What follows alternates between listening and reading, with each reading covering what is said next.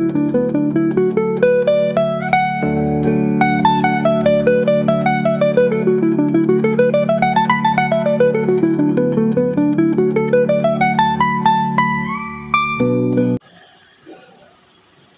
Friends, আমার প্রচেষ্টা চ্যানেলে সবাইকে স্বাগত।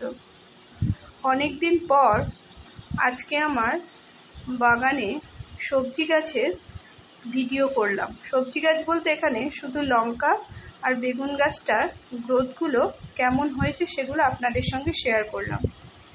এখানে যে কটা বেগুন গাছ রয়েছে প্রত্যেকটাই শীতকালে নিয়ে আসা।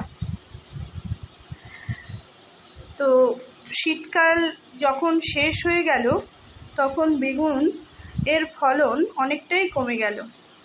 আর গরমকালে জানেনই তো বেগুন গাছে নানান ধরনের রোগ পোকার আক্রমণ হয়। তো তখন আমি এতে শুধুমাত্র কাকা জৈব ফাঙ্গিসাইডটা স্প্রে করে দিয়ে রেখেছিলাম। আর এতে কোনো সলিড কোনো খাবার আমি দিইনি, এতে শুধু লিকুইড খাবার দিয়ে গেছি হালকা করে। তো তাতে দেখলাম বেগুন গাছে রোগ পোকার আক্রমণ তখনই বেশি ঘটবে যখন গাছগুলো দুর্বল হবে। গরমকালে বেগুনগুলোর ফলন হয়তো অনেক কম হয়েছে বা বেগুন হলেও আকারে ছোট ছোট বেগুন হয়েছে, কিন্তু গাছগুলোকে যদি পর্যাপ্ত পরিমাণে খাবার দেওয়া যায় তো গাছগুলো যদি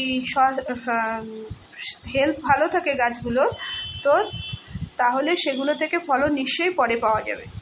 আর একটা জিনিস হয়েছিল, কিছু কিছু শুকনো ডাল বেগুন গাছে ছিল, সেগুলো আমি গরমের মধ্যে হালকা করে প্রুনিং করে দিয়েছিলাম। বেগুন গাছে একটা ব্যাপার, ফাঙ্গাস যখন লাগে তখন হঠাৎ করেই লেগে যায়। কোনো একটা ডাল হঠাৎ দেখা যায় নুয়ে পড়েছে, আজকে বিকেলবেলা দেখলাম হয়তো ভালো, সকালে দেখলাম নুয়ে পড়েছে। ফাঙ্গাস আক্রমণে এরকম হয়।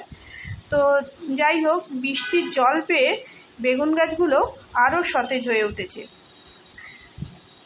সেই সঙ্গে লঙ্কা গাছ যেগুলো দেখছেন এগুলো প্রত্যেকটা শীতকালেই নিয়ে আসা। তো শীতকালের শেষের দিকেই নিয়ে আসা। তো গাছগুলো তখন যখন ছোট ছিল, আগেই আপনাদের সঙ্গে বলেছি, গাছ চারা লাগানোর পর আমি এতে হালকা করে ভিম লিকুইড স্প্রে করে দিয়েছিলাম। আর সব বাগানের যখন গাছগুলোকে জৈব ফাঙ্গিসাইড কাকা স্প্রে করি এগুলোকেও সেইভাবে দিয়েছিলাম। লঙ্কা গাছের একটা ব্যাপার, যদি কুঁকড়াতে থাকে তো এটা ছোটোবেলাতেই কুঁকড়ে যায়, কিন্তু যখনই একটু বড় হয়ে যায় তখন গাছগুলো যদি সতেজভাবে ততদিন রাখা যায় তো তারপরে আর এদের খুব একটা পোকা লাগে না। এই যে লঙ্কা আর বেগুন গাছের অভিজ্ঞতা কিন্তু আমার ছাদ বাগানে হয়নি। আমি এগুলো মাটিতে প্রতি বছর লাগাতাম। এই বছর প্রথম আমি লঙ্কা গাছ আর বেগুন গাছ আমার ছাদে লাগিয়েছি। এইখানে যে লঙ্কা গাছটা রয়েছে বিশাল আকারে বড় হয়েছে, অনেকবার ঝড়ে কাতও হয়ে গেছে, আমি বেঁধে দিয়েছি। তো এতদিন পরে দেখছি গাছটাতে ফুল এসেছে। বৃষ্টির জল গাছের অন্য একটা অপরিহার্য উপাদান। বৃষ্টির জল পেলে গাছের জলগুলো সতেজ হয়ে ওঠে।